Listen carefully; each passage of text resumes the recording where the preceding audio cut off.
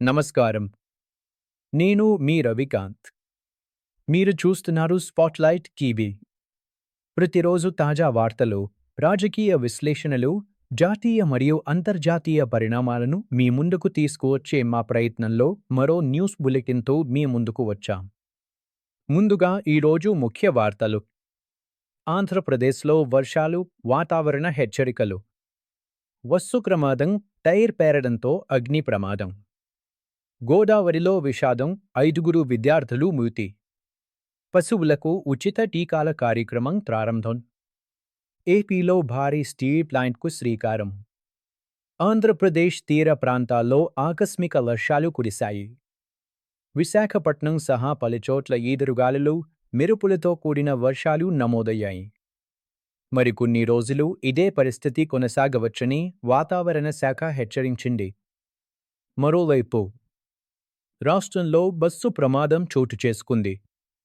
Tyre పేలడంతో private bus మంటల్లో చిక్కుకుంది. ప్రయాణికుల్లో ఒక ఎమ్మెల్యే కూడా ఉన్నట్లు సమాచారం. ఈ ఘటన రోడ్డు భద్రతపై ఆందోళన కలిగిస్తోంది. గోదావరి నదిలో విషాద ఘటన చోటు చేసుకుంది. ఫోటోలు తీసుకుంటుండగా 5గురు ఇంజనీరింగ్ విద్యార్థులు మునిగి మృతి చెందారు. ఈ సంఘటన రాష్ట్ర వ్యాప్తంగా కలకలం రేపుతోంది. పశుసంవర్ధక శాఖ రాష్ట్ర వ్యాప్తంగా పశువులకు ఉచిత టీకాల కార్యక్రమాన్ని ప్రారంభించింది.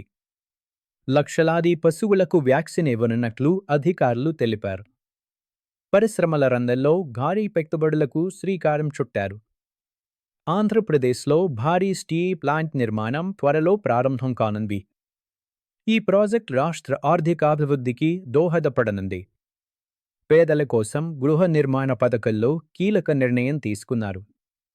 ఒక్కోలింటికి సుమారు 2,39,000 రూపాయలు ఆర్థిక సహాయం అందించనున్నట్లు సమాచారం. ఇవే ఈ సాయంత్రం ముఖ్య బ్రేకింగ్ వార్తలు. మరిన్ని తాజా వార్తలు, విశేషాల కోసం స్పాట్‌లైట్ టీవీను సబ్స్క్రైబ్ చేయండి. ధన్యవాదాలు.